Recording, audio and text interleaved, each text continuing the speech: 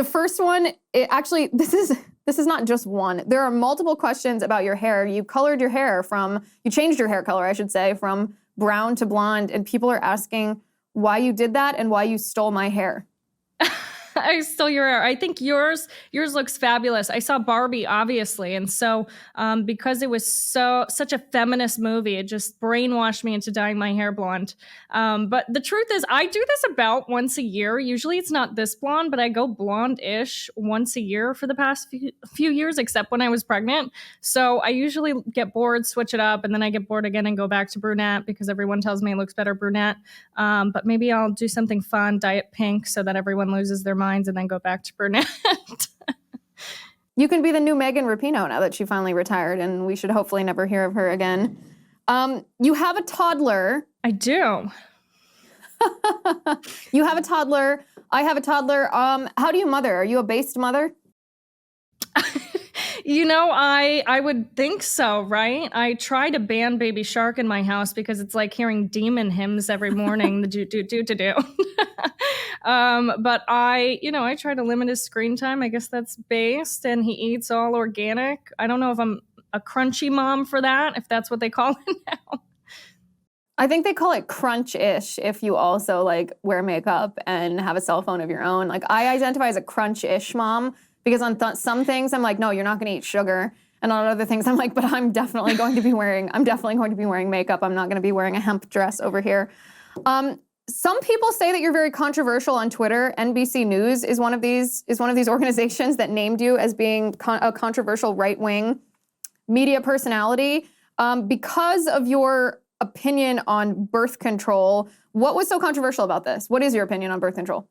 So I believe that women deserve informed consent when it comes to birth control. What we're seeing, and my experience personally, and many women, millions of women's experiences, is they're put on the birth control pill at 13, 14 years old for minuscule issues like acne, or they're put on it for endometriosis, which that works for some people, but many women are not given informed consent about the trade-offs for birth control and the mental health side effects, like the increased risk for suicide and depression. There was a great study done on this recently, a 2018 Dutch study that has been circulating. But the issue is they don't want us to talk about it, and the NBC article really lays this out. They think that if you talk about and you give women informed consent about birth control, that's a net negative, because then as many women won't use birth control, and that's anti-women's rights. And it's the most absurd thing I've ever seen, that women are too stupid to know the actual side effects of birth control. So that's where that outrage came from them.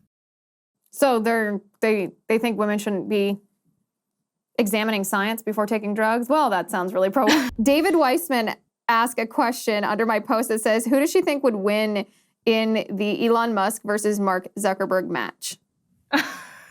Elon, obviously. I hope he clocks Zuckerberg. I hope Zuckerberg goes down as fast as Threads did, which would be pretty quickly.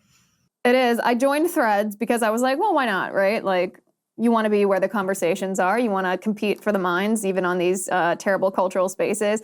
But I think I've only logged on 5 times, and it certainly wasn't past the first 3 days. It's a terribly boring platform.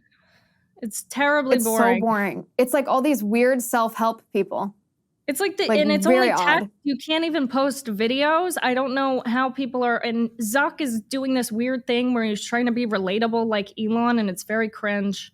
Yeah, because he's an alien, right? Or a robot? He's a lizard person. My favorite is when he testified in front of Congress and he had the booster seat under him. I don't know if you remember that, but he testified in front of Congress with a booster seat to make himself look taller. I don't know how you recover from that. That's the most embarrassing thing I've ever seen. No, I would probably need to do that. I don't know how tall you are. I'm 5'4", but I feel like there's a justification if you're a tiny little woman that it just doesn't work if you're a man.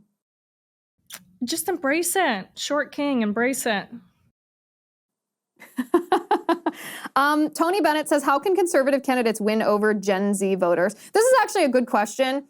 And I know we said we weren't really going to talk too much about politics, just about culture stuff.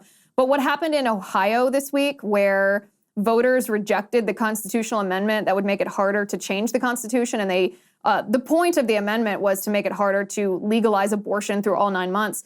And Gen Z voters and millennial voters were the ones that really decided that. The left got a whole bunch of young people to turn out and vote against this or in favor of the abortion rights. Republicans conservatives don't seem to compete for Gen Z, but if we were to do that, how would we do it? To get more Gen Z, there's something that Gen Z understands very well, and that's that this system is not working. And older conservatives and the older generation will see this and they'll call Gen Z lazy and they'll call them dismissive. But this is a generation that understands they're really going to own nothing. They're not going to own a home like their parents did unless they're incredibly fortunate. They're not going to be able to buy a car. Car loans, those interest rates are through the roof right now. It's incredibly difficult to live and survive on a single income, if not impossible for some people. The prospects of a family are gone. They're really not living in the same world their parents are. So if we don't give them a solution to this and we don't address these very real problems, we can't really blame them for saying the whole system's broken. Let's just reform the whole thing. Yeah, it's almost why, and I guess this was before Gen Z, but why millennials fell for Bernie Sanders, because he was just like, this isn't working, we'll make this easier for you. And people were like, please make it easier. And they increasingly don't have a sense of purpose, right? I mean, so many are working in this rat race. You have to have two people. You can't raise your family. You have Joe Biden tweeting out that if we want to compete in the global economy, we're going to make childcare more affordable. Nothing sounds worse than going to work and working for this rat race day in and day out, and then having your children raised by a government subsidized stranger. And this is the reality for Gen Z. This is the future they have to look forward to if we don't make a serious change soon. So listen, one of the reasons that I like your Twitter account is because you're funny and entertaining, and you talk about a lot of cultural issues that these like old dinosaurs of the Republican Party don't. But you also are insightful about topics like this. So what is your story? I mean, you really do occupy a pretty unique space that I think is really important, this hybrid between culture and politics. Like, what's your background? So I moved around a lot when I was growing up, and my mother's from New York, and we grew up some in South Florida, in Montana, and Pennsylvania, and Colorado, and Maryland, and New York, and all over. So I was really able to garner a lot of different perspectives from a lot of different people in this country. I had to, you go somewhere, and I was a social person to an extent. I always call myself like an extroverted introvert. I like talking to people, and then I need my refresh period where I just go in and read books and stay by myself. But I met a lot of people, and I talked to a lot of people, and a lot of my friends tended to be older people. When we were in Montana, my best friend was an 80-year-old dude on oxygen. There weren't many people there. So I was able to garner a lot of different perspectives, and I read a lot. I really just immersed myself in different philosophies, different ideas. Sociology really interested me a lot. So I think that had a big impact on my ability to see where other people are coming from. Hi guys, it's Liz Wheeler. Don't forget to watch my show, The Liz Wheeler Show, every night at 7 p.m. on the First TV. You can download the free First TV app, or you can visit thefirsttv.com/Liz and start watching today.